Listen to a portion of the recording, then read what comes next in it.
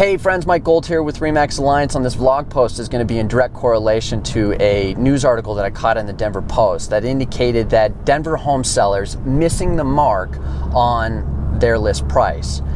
And this really kind of struck a chord with me for two reasons. First, I don't think it is the home sellers that are missing the mark. In my opinion, I would say that 80% of home sellers are getting this information on what they should price their home at from their agent or from their realtor. Other 20%, yeah, there's definitely going to be individuals out there that believe that their home is worth more than potentially what the market is worth, and they need to go through the process of experiencing and finding that out on their own. And ultimately, most folks will tell you that time and price do not go hand in hand, meaning that the longer that you're on the marketplace, the less that you have the ability of getting for your home, because let's face it, everybody wants something that somebody else has.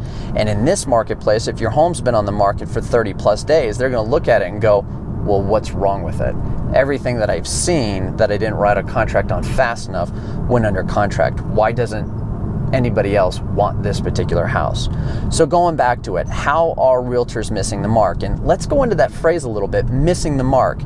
There's biblical Greek or a Jewish term called sinning, which means miss the mark. So in my opinion, agents are sinning in relation to the list price that they're advising their clients to put their home on the market for.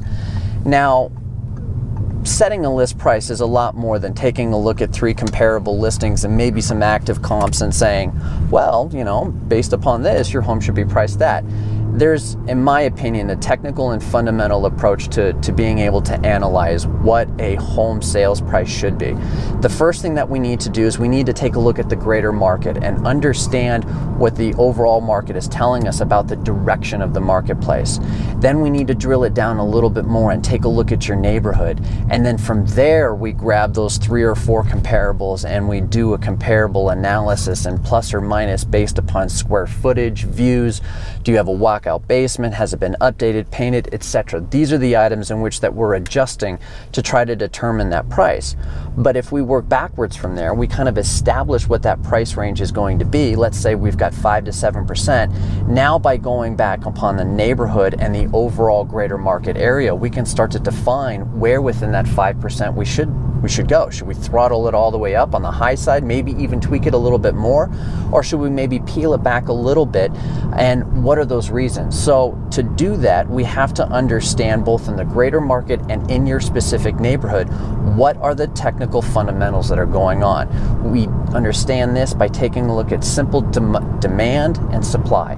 Demand is going to be the total amount of homes that have sold in the area, in the greater marketplace, from both point to point or year to year and from one month to the next.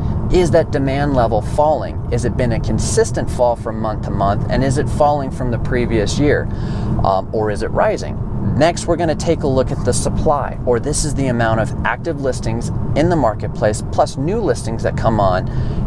Again, is this number increasing, which means more choices, or is it decreasing, which means obviously less choices? But each one of these fundamentals will tell us what its relation to price is. So for example, we know that when we have a decrease in the amount of demand, then technically we should see a decrease in the amount of price. Subsequently, if we have an increase in the amount of supply or active and new listings, we should also potentially see a decrease in price if that trend is something that is consistent through both marketplaces. Plus, let's take the double doozy. When you have a reduction in demand and an increase in supply, that tells us that that number that we looked at for those comparable listings, which by the way is a rear view mirror approach, again in the back, we should probably maybe move that needle to the furthest end of the range, because we know that the marketplace is telling us that prices is eventually going to change. So again, if you're looking to get your home on the marketplace and you're looking for a smart, intelligent way to price your house, not just arbitrarily picking a number, then give me a phone call. Let me know what you're thinking about doing, and I'll advise you to ultimately put you in the best position when it comes to price. And obviously there, once you go under contract, ensuring that you're in the best negotiating position as possible. Thank you so much for tuning in. Mike Gold with RE/MAX Alliance.